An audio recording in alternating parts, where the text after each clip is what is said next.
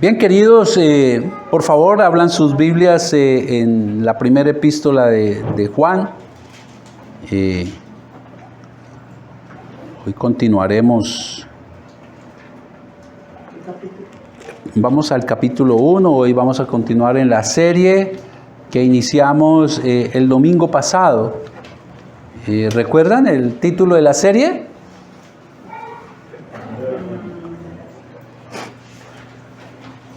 A ver.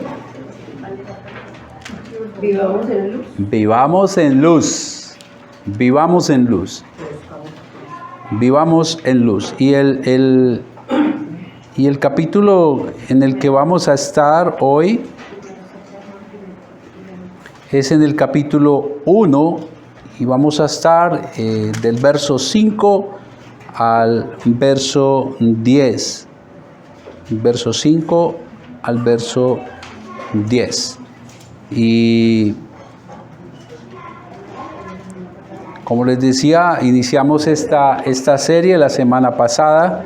Para quienes toman apuntes, y les aconsejo, les recomiendo, tomen apuntes, porque esta carta del apóstol Juan es una carta que tiene, como todas, obviamente, unas enseñanzas preciosas, pero en esta carta estamos conociendo atributos de Dios que son fundamentales, y esos atributos nos dan a nosotros la confianza de quién es Dios.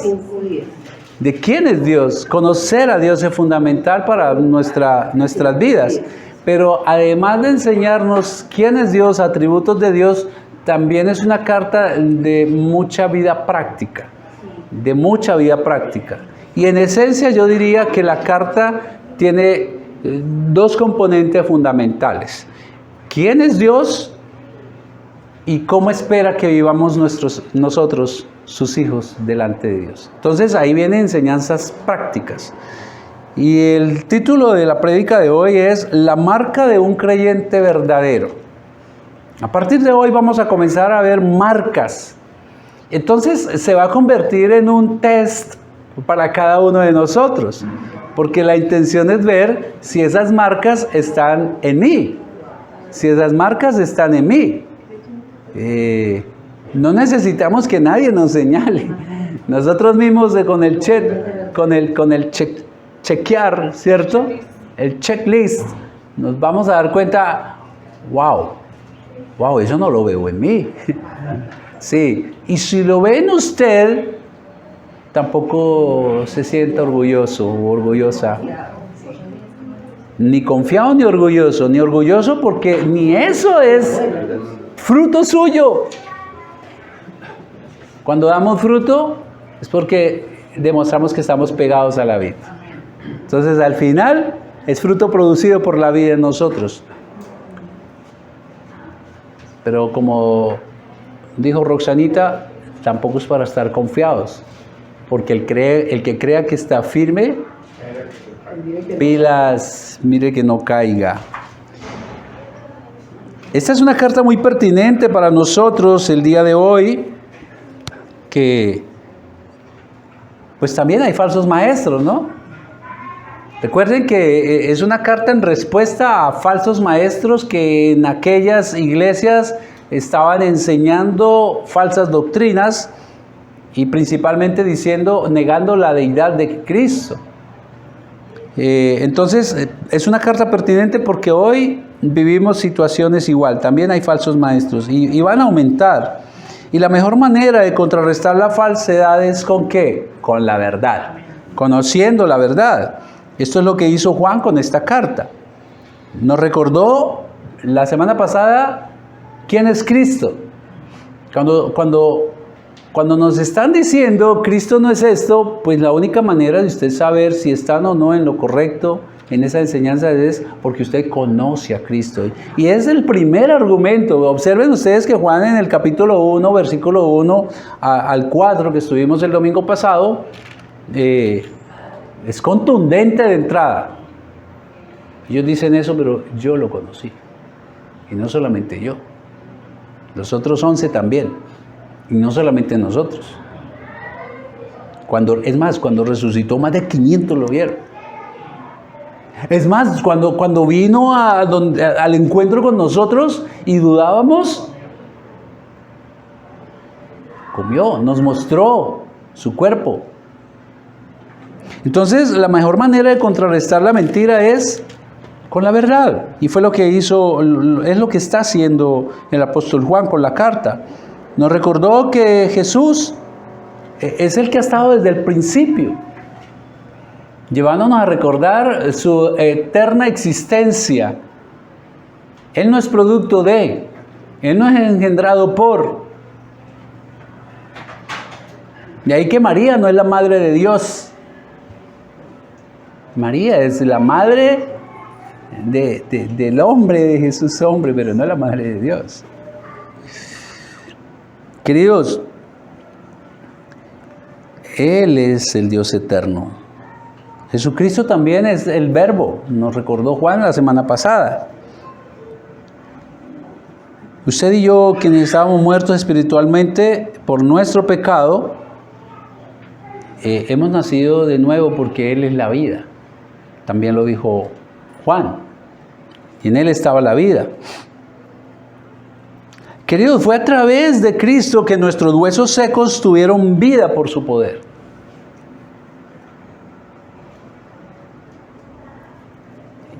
Fue Cristo quien venció la muerte mediante su resurrección.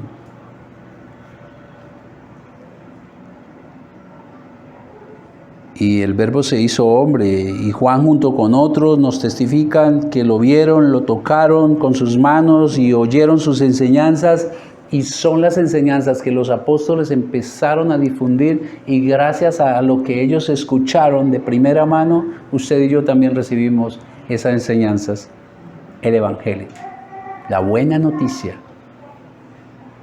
del Evangelio, hermanos.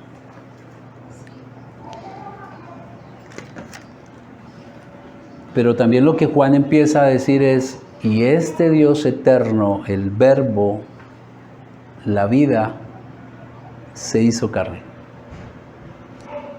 Habitó entre nosotros. No estimó ser igual a Dios. Él, por decisión propia, dejó su trono celestial y se humilló haciéndose hombre. Y se humilló más yendo a la cruz, y allí se hizo maldición. ¿Para qué? Para reconciliarnos con el Padre. Para reconciliarnos con el Padre. Querido, con eso en mente, vayamos a nuestro texto para aprender más verdades acerca de nuestro Dios. Vamos a ir del 5 al 10. Y sigue hablando Juan. Este es el mensaje que hemos oído de Él y os anunciamos. ¿Cuál mensaje? Que Dios es luz. Jesús vino, les da un mensaje a ellos, y entonces ese es el mensaje que ellos anunciaron. Que Dios es luz, no hay ningunas tinieblas en Él. Si decimos que tenemos comunión con Él, si decimos que tenemos una relación extraordinaria con Dios, pero andamos en tinieblas, mentimos y no practicamos la verdad. Pero si andamos en luz, como Él está en luz, entonces ahora sí podemos decir que tenemos comunión unos con otros. Y la sangre de Jesucristo, su Hijo, nos limpia de todo pecado. Si decimos que no tenemos pecado, queridos, nos engañamos a nosotros mismos. Y la verdad no está en nosotros. Pero, versículo 9, si confesamos nuestros pecados, Él es fiel y justo para perdonar nuestros pecados y limpiarnos de toda maldad. Si decimos que no hemos pecado, hacemos algo terrible. Le hacemos a Él mentiroso y su palabra no está en nosotros. Hermanos, recordemos que dentro de la iglesia había falsos maestros, enseñando herejías, falsedades, que son contrarias, enseñanzas contrarias a la verdad de Dios. Estas personas aseguraban tener un conocimiento superior. Y ese conocimiento superior, ellos argumentaban que era porque tenían una relación supremamente íntima con Dios. Cosa que para ellos los demás no tenían. Ellos eran los iluminados. ¿Han cambiado las cosas?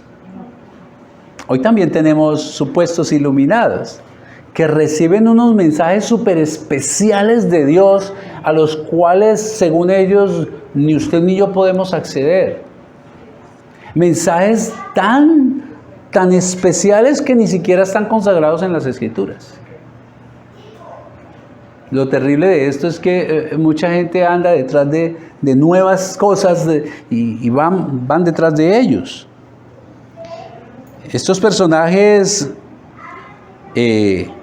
dicen tener la verdad y entonces lo que ellos dicen para ellos es autoridad, es autoritativo. Como les dije, hoy hay quienes también dicen tener relaciones especiales con Dios, pero sin embargo sus enseñanzas y sus vidas son contrarias a las Escrituras. A las Escrituras. Y ante esto el apóstol Juan se concentra en dos puntos fundamentales, porque ellos decían, ¿no? Ellos decían tener una excelente relación con Dios, pero sus vidas mostraban lo contrario. Y ante eso entonces Juan, en el texto que tenemos hoy, se concentra en dos cosas. Primero, en quién es Dios. Miren que usa el mismo argumento de lo que vimos la del domingo pasado. Él empieza dejando lo más importante. ¿Quién es Dios? ¿Quién es Dios? Y luego él se concentra en un segundo punto. Y es quiénes son los que pueden tener una relación íntima con Dios. Porque como hay un adagio por ahí, del dicho al hecho, hay mucho trecho. Del dicho al hecho hay mucho trecho y tal vez podría ser el título de la prédica de hoy, pero no, ya tenemos un título. Veamos el primer punto, que es el argumento de, usted dice tener una excelente relación con Dios. Primero déjame decirte quién es Dios, es como lo que está diciéndonos Juan el día de hoy. Y lo que dice Juan es versículo 5, este es el mensaje que hemos oído de él. ¿De quién? De Jesús. Porque recuerde que en el versículo 1 dice, yo lo vi, yo lo conocí, a él le escuchamos, él se reveló. Y este es el mensaje que nosotros enseñamos. Y Juan dice, este es el mensaje que hemos oído de él. Y os anunciamos, Dios es luz y en él no hay ninguna tiniebla, ninguna oscuridad. Eso es imposible. Si este lugar está muy oscuro y enciende la luz, se fue la tiniebla.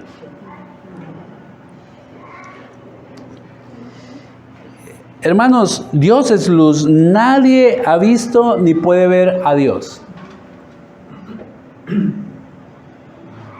Nadie ha visto ni puede ver a Dios. Entonces, Juan, ¿de dónde saca esto? Porque es Cristo el que nos revela al Padre. ¿Quiere conocer al Padre? Conozca a Cristo. Revélanos al Padre, le dijo uno. Tanto tiempo que hace, no me conoces. Hermanos, es Dios, es Cristo enseñándole a sus discípulos quién es el Padre. Y ahora los discípulos nos hablan a nosotros quién es el Padre. Y el Padre es luz. Luz, hermanos. Luz. Está hablando de su naturaleza, hermanos. Y el versículo 5 nos aclara que el mismo Señor Jesús fue el que le reveló a Juan esta gran verdad. Recordemos que el versículo 1 y 2 es donde Juan nos declara que lo conoció y lo escuchó. Dios es luz, la majestuosidad, queridos, la majestuosidad de lo que implica que Dios es luz, nos lleva a una conclusión. Es imposible realmente definir esto en palabras humanas. No estamos hablando de un ser humano, así de que no hay lenguaje humano que pueda cumplir a cabalidad el explicar qué significa o qué implica que Dios sea luz. Pero vamos a usar la palabra de Dios para que ella nos enseñe y podamos comprender a qué se refiere Juan cuando dice que Dios es luz. Romanos 13:11, el apóstol Pablo dice lo siguiente: y haced todo esto conociendo el tiempo, que ya es hora de despertaros del sueño, porque ahora la salvación está más cerca de nosotros que cuando creímos. La noche está muy avanzada y el día está cerca. Se está refiriendo al regreso de nuestro Señor Jesucristo. Por tanto, desechemos las obras de las tinieblas y vistamos con las armas de la luz. Hasta ahí Pablo no nos ha enseñado ni qué es tinieblas ni qué es luz. Versículo 13. Ahora nos va a explicar qué es luz. Andemos decentemente, como de día,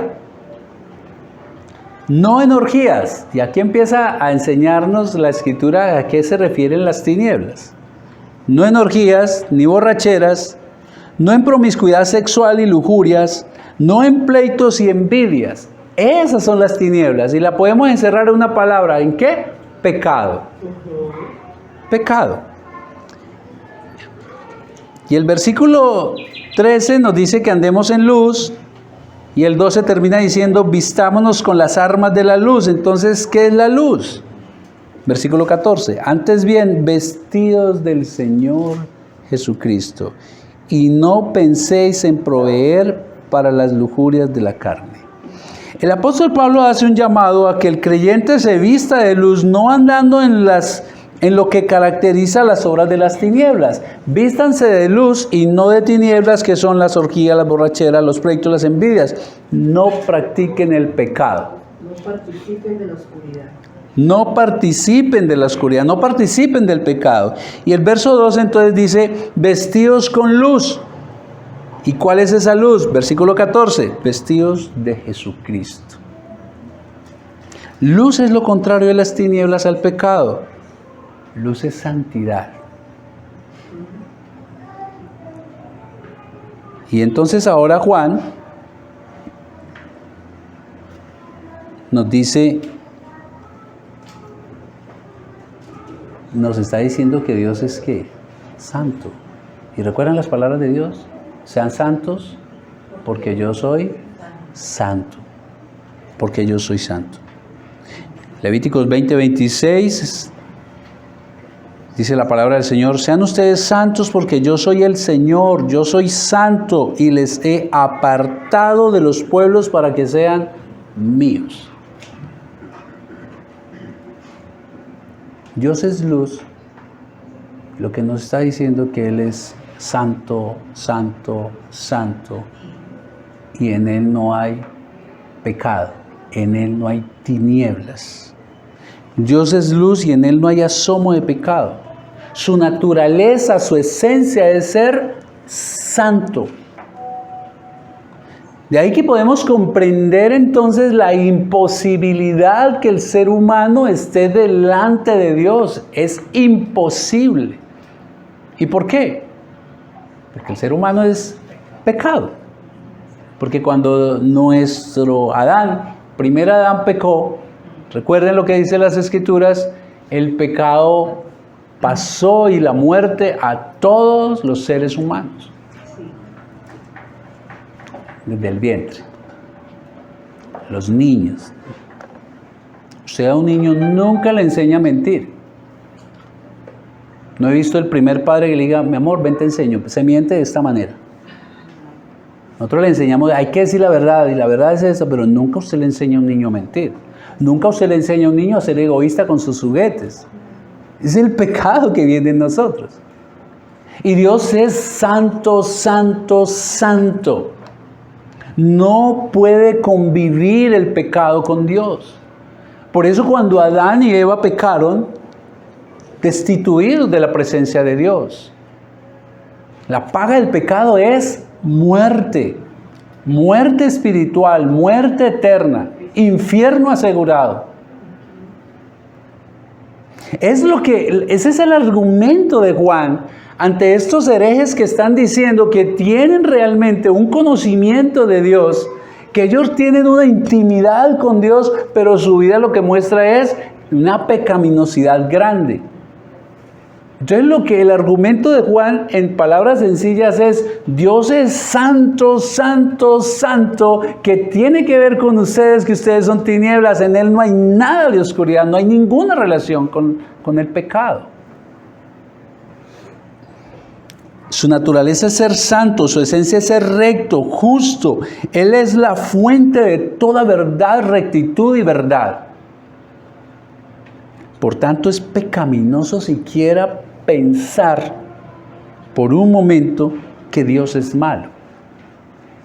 Quienes dicen que Dios es malo porque permite que a las personas buenas le pasen cosas malas. Oiga, pero Dios es malo. ¿Cómo es posible que los niños en África estén viviendo esto o aquello? El siquiera permitirnos nosotros un minúsculo pensamiento en ese sentido, estamos profanando el nombre de Dios. Santo, santo, santo. Los judíos de aquella época lo consideraban tan santo que ni siquiera pronunciaban. Es más, hoy en día los judíos no pronuncian el nombre, no dicen Jehová, no, nada. Porque para ellos es tan santo que ni siquiera mis labios pueden pronunciar su nombre.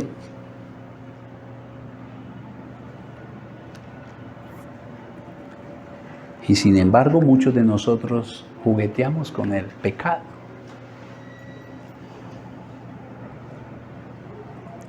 Queridos, aquellos que insinúan que Dios no es bueno, lo que muestran es un total desconocimiento de Dios y un total desconocimiento de lo que verdaderamente es el hombre. ¿Cómo es posible que un Dios tan bueno permita que a las personas buenas le pasen cosas más malas? Pues primero, no hay personas buenas. Maestro bueno, se le acercó a alguien a Jesús y le dijo: ¿y por qué me llamas bueno?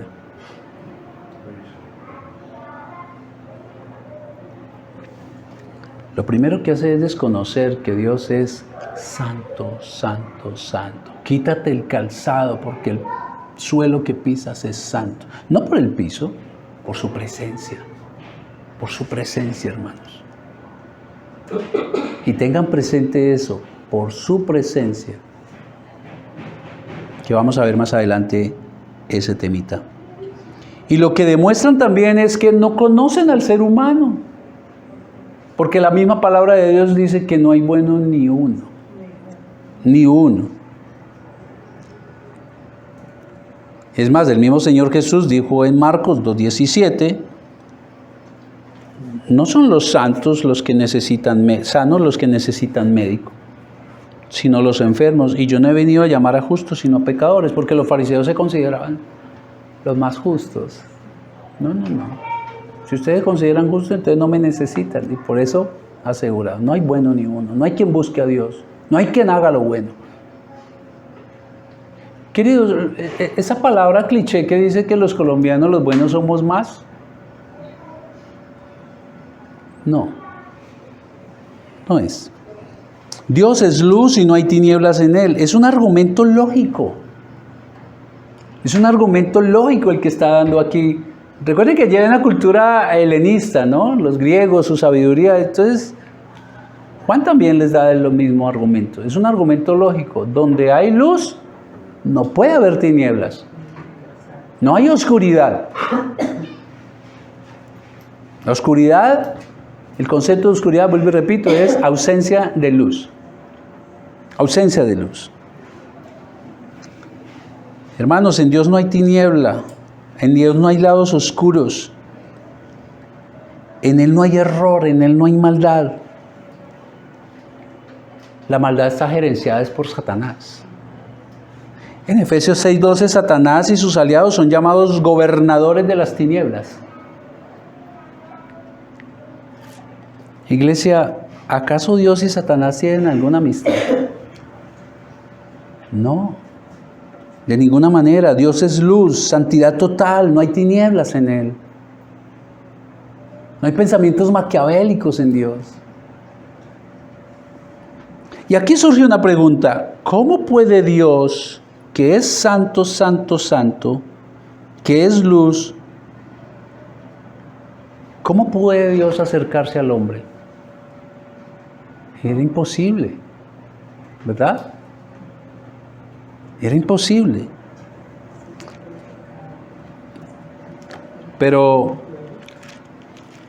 lo que es imposible para el pecador es posible para Dios. El mismo apóstol Juan en su Evangelio, capítulo 1, versículos 4 al 12, dice lo siguiente, refiriéndose a Jesús: en Él estaba la vida y la vida era luz de los hombres. La luz en las tinieblas resplandece y las tinieblas no prevalecerán contra ella.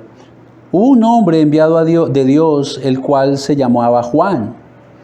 Este vino por testimonio, para que diese testimonio de la luz, a fin de que todos creyesen por él. Juan el Bautista no era la luz, sino para que diese testimonio de la luz, es decir, de Cristo. Y aquella luz verdadera, no como estos profetas falsos, que alumbra a todo hombre, venía a este mundo. En el mundo estaba y el mundo fue hecho por él, pero el mundo no lo conoció. Y terriblemente algunos hermanos tampoco se dedican a conocerle. A lo suyo vino y los suyos no le recibieron, pero a todos los que le recibieron, a los que creen en su nombre, les dio potestad, autoridad de ser llamados hijos de Dios. Entonces, lo que vemos aquí es que Dios es santo, santo, santo, pero el hombre es pecado, pecado, pecado. Él es luz, luz, luz, y el hombre es tinieblas, tinieblas, tinieblas. Es imposible que Dios pueda relacionarse con el hombre. Pero lo hizo a través de Cristo. Dios mismo sabía la fórmula de acercarse al hombre, haciéndose hombre, pero hombre santo. Jesucristo, quien nunca pecó, quien vivió su santidad en la tierra para ofrecer un sacrificio santo al Dios santo, para que el hombre pecador pudiera ser lavado por su sangre en la cruz, y de esta manera puedan los ojos del Dios santo verlo a usted y a mí a través de la santidad de Cristo.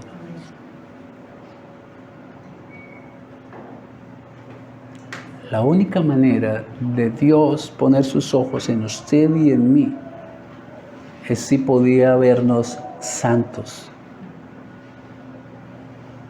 Y la única manera fue con la sangre de Cristo. ¿Recuerdan ustedes cuando pasó el ángel de la muerte en Egipto, matando a los primogénitos? La única forma de salvación fue sacrifiquen, el pueblo hebreo, ¿no? Sacrifiquen un cordero y con su sangre pinten, marquen sus casas. Y cuando pase el ángel de la muerte y ve allí la sangre del cordero, ahí no entro, está protegido y sigue de largo. Y allí no hay sangre del cordero, muerte. Pero los ríos de sangre no pudieron hacer que Dios pudiera ver al hombre santo. Tenía que ser un cordero santo, y se hizo hombre. Y entonces, el día del juicio, va a haber su sangre marcada en nosotros. Estamos marcados. Bendito es el Señor, hermano. Y va a ver y ve la santidad de Cristo en usted. No porque usted y yo seamos santos, sino porque estamos lavados por la sangre de Cristo. Usted es un ser pecador como yo, hermanos. Y ahora puede estar delante de Dios y no ser fulminado por su luz de santidad, porque su justicia ya fue satisfecha por su Hijo en la cruz. Usted ahora puede orar y llamarlo Padre nuestro, Papito, Abba Padre. Usted ahora puede entrar al lugar santísimo donde solo entraba el sumo sacerdote en el templo antiguo. Usted ahora, escuchen bien, hermanos, usted ahora es el templo del Espíritu Santo. ¿Puede comprender eso? Es algo que la lógica limitada de nuestro ser no puede comprender. ¿Cómo es posible que la majestad de Dios, el Dios de luz, el Dios santo, santo, santo, habite en un ser pecaminoso como lo soy yo, querido, y como lo es usted? En usted, que aún tiene una naturaleza pecaminosa, vive el santo. Los lugares que usted visita, las cosas que usted ve, lo que usted escucha, sus pensamientos, todo usted lo hace en la presencia del Dios santo. ¿Qué lugares está frecuentando? ¿Qué está escuchando? ¿Qué está mirando? ¿Qué está pensando?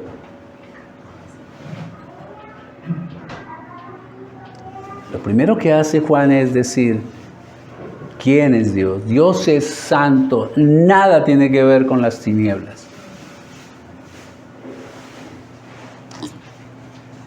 Hermano, ¿tiene usted conciencia de esta verdad tan abrumadora?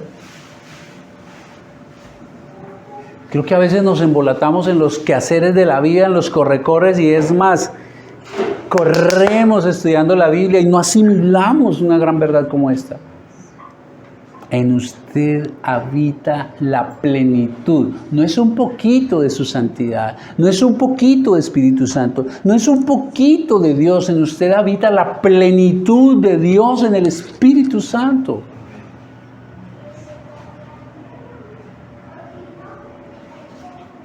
Y la pregunta es, ¿cómo estamos viviendo frente a esta realidad, frente a la naturaleza de Dios? Es lo que estaba diciéndole Pablo. Ustedes dicen que tienen una intimidad con Dios, pero Dios es luz. Nada tiene que ver con ustedes, con su forma de vivir. Y es la pregunta que hoy nos traslada el texto. Avancemos entonces al segundo punto. ¿Quiénes son los que pueden tener una relación íntima con Dios? Y ya vemos que los que tienen todo que ver con las tinieblas no tienen nada que ver con Dios. Preste mucha atención, queridos, a este punto, porque Juan nos va a enseñar las características de un verdadero creyente. Las marcas del creyente, las marcas del que es santo porque Dios es santo y porque Dios le hizo santo a través de Jesucristo. Versículos 6 al 10. Si decimos que tenemos comunión con Él, pero andamos en tinieblas, mentimos. Mentimos y no practicamos la verdad, no estamos viviendo la verdad. Pero si andamos en luz, como Él está en luz, entonces sí tenemos comunión unos con otros. Y la sangre de Jesucristo, su Hijo, nos limpia de todo pecado. Ahora, si decimos que no tenemos pecado, ¿por qué? Voy a parar un poquito acá. ¿Por qué Juan hace este argumento?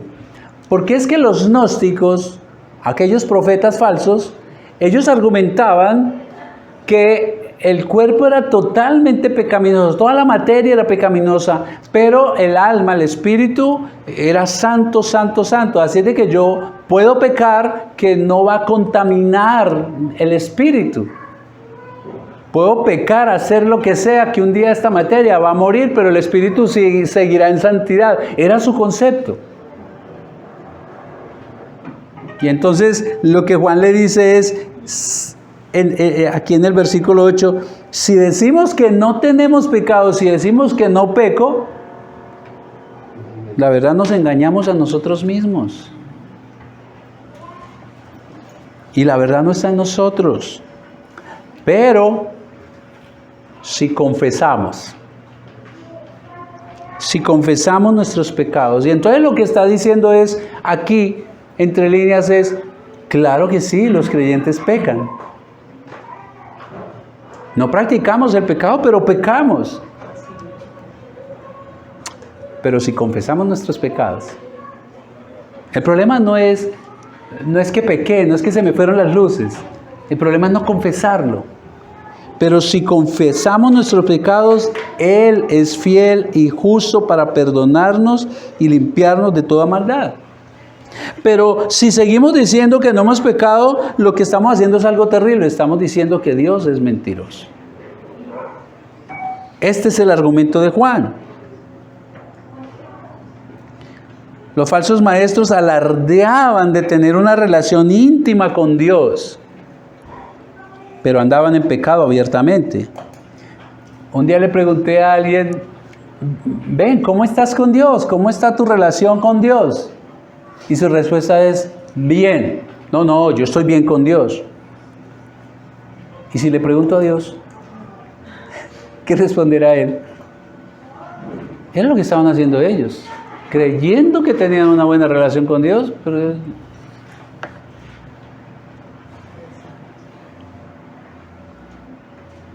usted puede creer que está bien con Dios también, pero si anda en tinieblas, si juguetea con el pecado, si sucumbe ante la tentación, entonces no es verdad que usted tiene una relación íntima con Dios.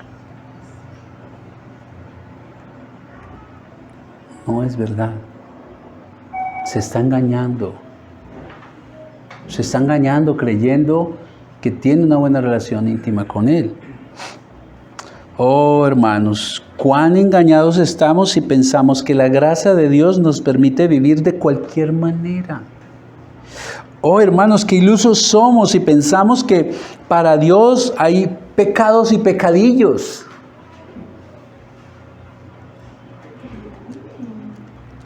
Como la iglesia tradicional, pecados veniales. Oh, hermanos, qué tontos somos si llegamos a considerar que porque hago buenas obras como orar mucho, leer la Biblia, venir a la iglesia, Dios se hace el de la vista gorda con aquel pecado que solo Dios y usted sabe que está ocurriendo en su vida.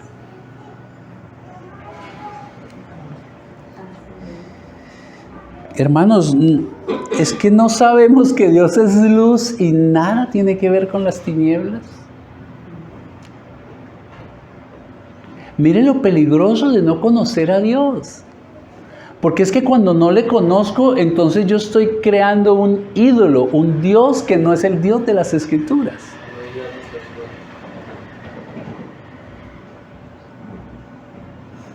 No, alguien me dijo un día, porque, queridos hermanos, a veces el Señor, y bueno, ¿qué puede hacer uno? Si Él dice, este es el texto a predicar, hay que predicarlo.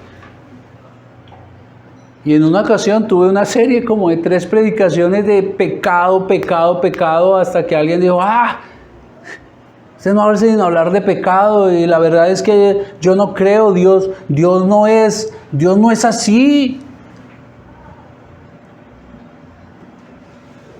Qué desconocimiento de quién es Dios, hermanos. Qué desconocimiento de quién mora en el corazón de cada uno de nosotros. Luz. Santo, santo, santo, hermanos.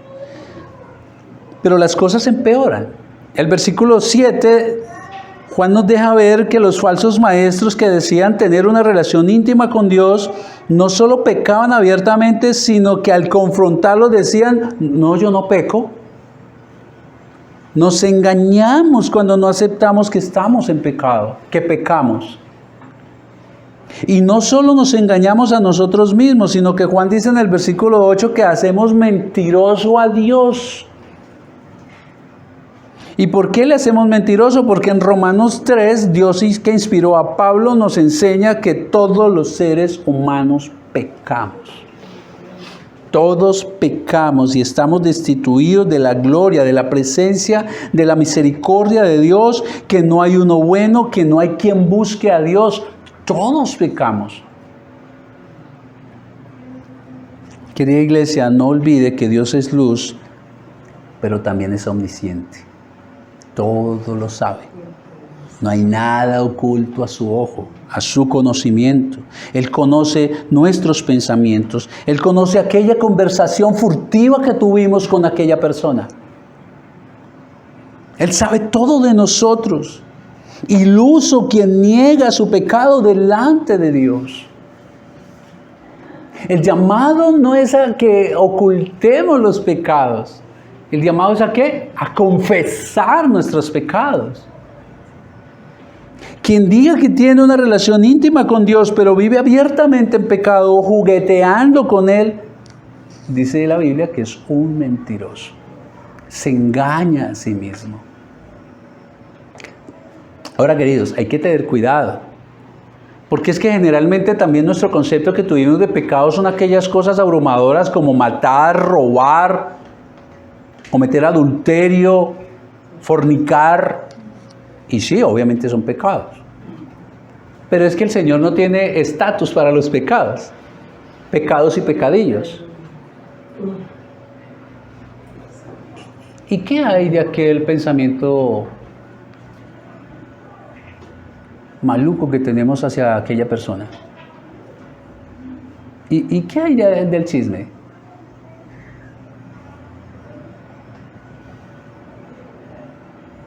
¿Y qué hay de la pereza? ¿Y qué hay el de no cumplir con el rol que Dios nos ha dado? ¿Qué hay de aquella madre que realmente no es buena madre? ¿Y qué hay de aquel hijo que realmente no honra a sus padres? ¿Y qué hay del esposo que no trata a la esposa como Dios trata a su iglesia? ¿Y qué hay de aquel ministro que no predica la palabra, sino sus ideas y la cuña con la palabra? ¿Y qué hay del que no se congrega? Y hay cosas que se han vuelto tan comunes que entonces ya se aceptan. ¿Y qué hay del vestir decorosamente de la mujer? Y hay iglesias que parecen pasarelas. Parecen pasarelas y se les olvida que no hay que hacer caer en tentación al hermano. ¿Saben? Que poco conocemos a Dios, porque si le conociéramos, entonces buscaríamos vivir como Él desea. Que todos revisemos nuestras vidas. Tal vez el pecado que hay en nosotros sea muy sutil, muy socarrón, muy disfrazado. Recuerden que Satanás es el padre de la mentira. Con que Dios les dijo que no comieran de ningún fruto. No, eso no fue lo que dijo Dios. Coman de todo, disfruten de todo, mis queridos. Solo de este no. Pero miren cómo tergiversó. ¿Cuántas veces nos ha pasado por la cabeza? No, yo no creo que eso sea pecado, pecaminoso. Un día estábamos, alguien me contó, no fui testigo, pero alguien me contó que estaban unos pastores reunidos y llegó un pastor tarde a la reunión y su argumento fue: qué pena, hermanos, llegué tarde, pero es que me salió un tránsito, un guarda de tránsito y pues me iba a multar y me tocó darle una ofrenda.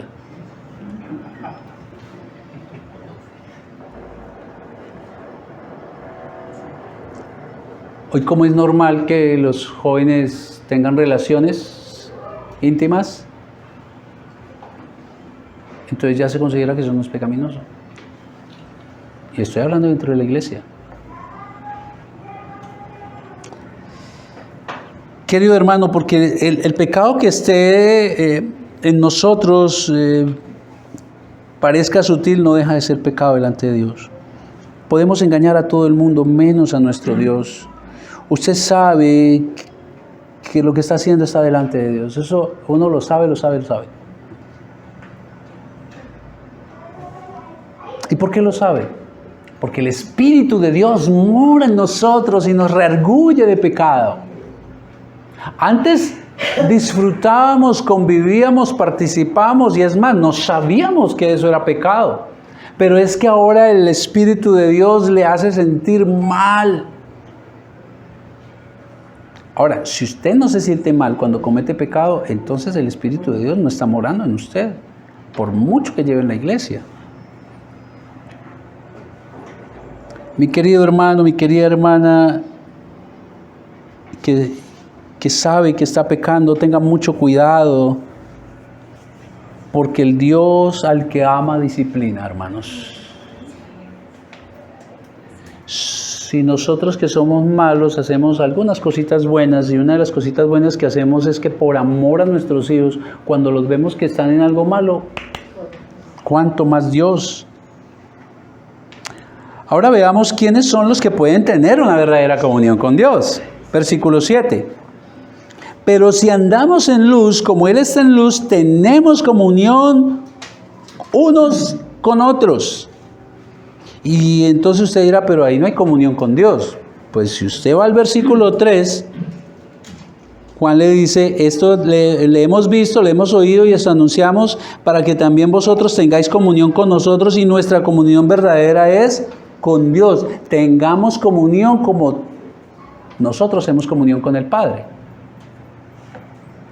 Los que andan en santidad, hermanos, los que andan en santidad, y entendamos que los que andan en santidad son los que no pecan, ya lo vamos a ver. Los que andan en santidad, los que andan en luz, son los que pueden tener una intimidad con Dios. Ninguna persona puede andar, el tema aquí es que ninguna persona puede andar en santidad. Nadie puede andar en santidad por sí solo. Porque separados de mí, nada podéis hacer.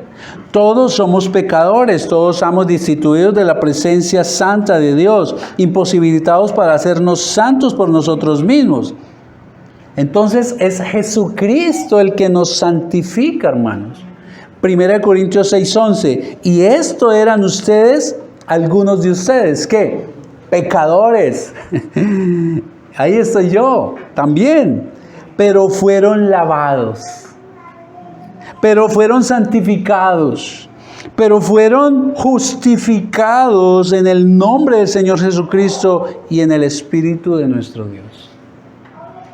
Es la sangre de Cristo. Y cuando nos referimos a sangre de Cristo hay que tener cuidado, porque algunos la asumen como una pintura, como una ducha. Y hasta imponen la sangre de Cristo a la casa, al carro. No. En la sangre está la vida, dice el Antiguo Testamento. En conclusión, es por la muerte de Cristo, mis queridos.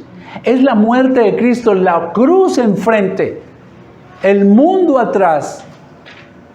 ¿Y por qué? Porque fue Cristo en la cruz quien nos lavó, quien nos santificó, quien nos justificó, y lo hizo a través del Espíritu Santo.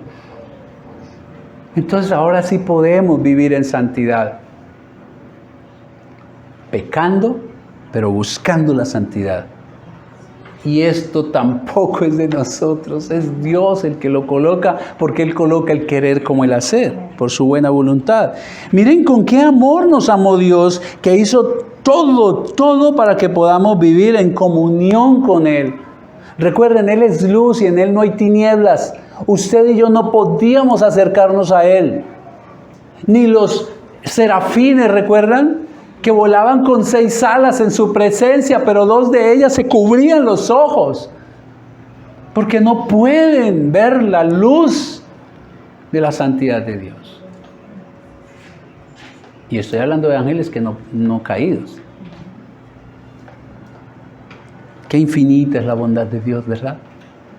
Qué infinita. ¿Cómo podemos pagar tanto bien con tanto mal que hacemos? Pero Dios sabe que, aunque nos santificó por medio de Cristo, nosotros seguimos pecando. ¿Y entonces qué hacemos? Versículo 7. Pero los que andan en luz, es decir, los que andan en santidad, como Él es luz, tenemos comunión con unos con otros. Y escuchen, y la sangre de Jesucristo, su Hijo, nos limpia de todo pecado. Esta nos limpia está en un verbo continuo en el original, es decir, permanentemente. Ese sacrificio que hizo en la cruz no fue para un ratico. Es algo que aplica a la vida del creyente permanentemente. Mis hermanos, aunque fue es importante que sepamos que el acto en la cruz, aunque fue una sola vez, también fue una sola vez y para siempre. ¿Qué significa esto? Que fue una sola vez porque el Cordero sacrificado fue santo y pagó la deuda en su totalidad que teníamos con Dios. Fue perfecto, no quedó ninguna deuda pendiente, fue totalmente pagada la deuda por toda la humanidad, la que ha existido, la que existe y la que existirá hasta que Cristo vuelva. Fue una vez, pero también fue para siempre. ¿Qué significa para siempre? Que no necesita más, no necesita más sacrificio. No necesita como aquella iglesia tradicional que cada vez que le dan la hostia, para ellos es, ahí está Cristo nuevamente sacrificándose. No. No, hermanos. La deuda en su totalidad que teníamos con Dios fue paga, y que cree Jesucristo como Señor y Salvador es santificado ahí mismo en el momento que cree. Pero también es para siempre, es decir, que tiene un efecto eterno en nuestras vidas. Y siempre la sangre de Cristo, su muerte nos está santificando porque el que fue salvo es salvo de una vez y para siempre también.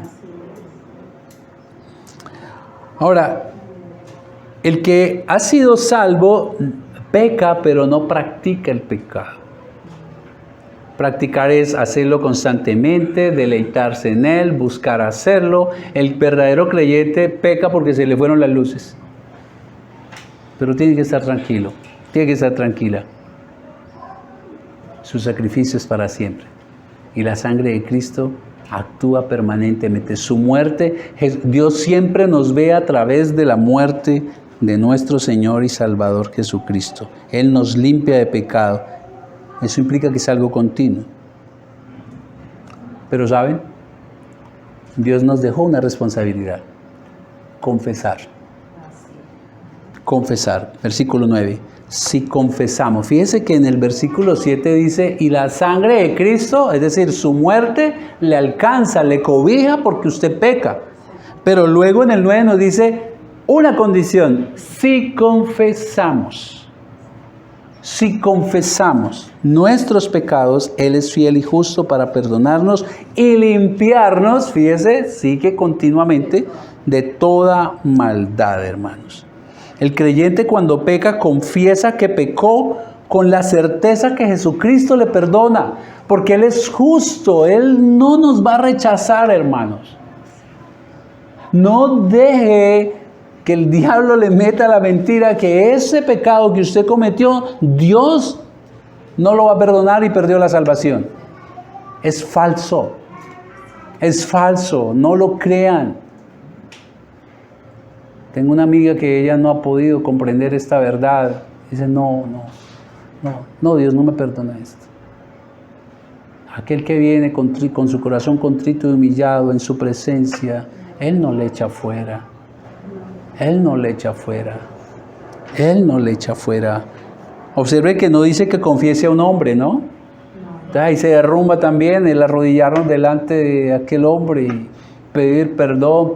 El único que nos perdona, Él es justo y fiel para perdonar. Él. No un hombre, hermanos. Con esto se derrumban los confesionarios.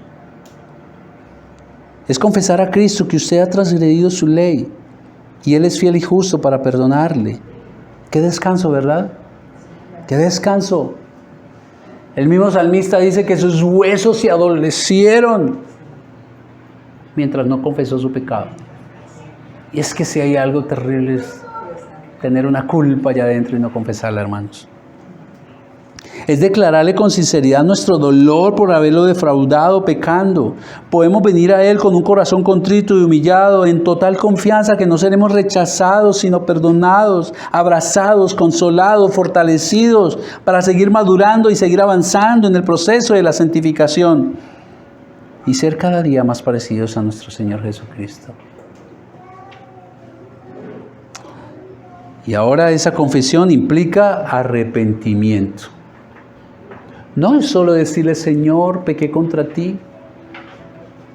Es decirle, pequé en esto y esto y esto y esto, pero el arrepentimiento es cambiar de rumbo. No es seguir haciendo lo mismo. Quien confiesa que pecó, pero sigue en las mismas, es como el hombre que una y otra vez le pega a la esposa, la trata mal. Mi amor, perdóname, sí, supe que hice mal, mi amorcito, pero la otra semana vuelve y lo hace. Ahí no hubo un arrepentimiento. Ahí hubo remordimiento por ese momentico.